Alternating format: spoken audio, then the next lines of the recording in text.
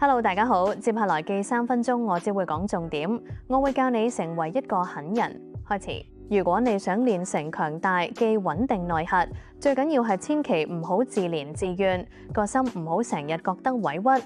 其實呢個諗法近期先點醒我，即刻成個人通透晒。講真，以前我就係個滿肚委屈嘅人，例如返工撞到客戶黑面，或者俾人釘實，我會立刻喺心入面放負，埋怨自己點解唔係出世喺有錢人家，而家要捱生捱死，單槍匹馬喺度捱世界。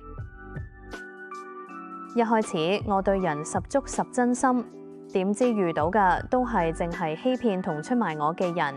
嗰陣成日轉牛角尖，成日問自己點解次次都係我係咪黑氣纏身？跟住就周圍揩朋友吐苦水，盼望有人企出嚟幫我討反公道。直到有日睇到芒格嘅訪問，佢話我從來唔浪費時間回味俾人背叛嘅滋味，我會時刻提醒自己，我唔係受害者，我係捱過難關嘅生還者。聽到呢句，我即刻當頭棒喝，瞬間醒晒。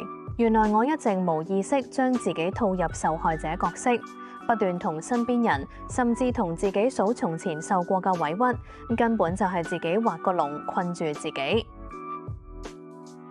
點解成日覺得委屈嘅人永遠總係冇主見，立場唔穩陣？係全因為委屈，全部源自你對外界太高期望。我哋嘅潛意識入面總係覺得人哋本來就應該對我好，將我擺喺第一位，體諒我，緊張我，人生就應該一路順風順水，冇任何波折，等等等等。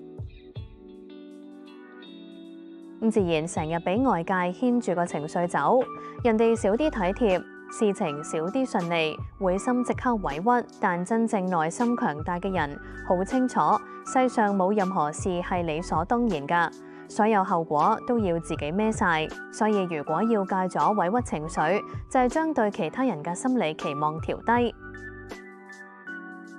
當你學識坦然接受，冇人會完全跟住你心入面嘅劇本對待你，亦都接受人生唔可能永無風浪，總有障礙時，你就會慢慢管理好自己嘅期望，就等於管理好情緒同心態。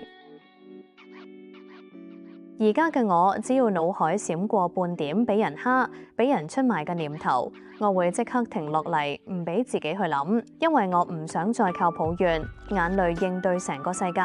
遇到問題就應該對準件事，愛方法解決。同埋我終於睇通一樣嘢，將自己拖入泥沼，從來唔係難關本身，而係你面對困境嘅心態。唯有搣甩自憐委屈，先至可以真正練出無堅不摧嘅內心。今日就同大家分享到呢度，下集見啦，拜拜。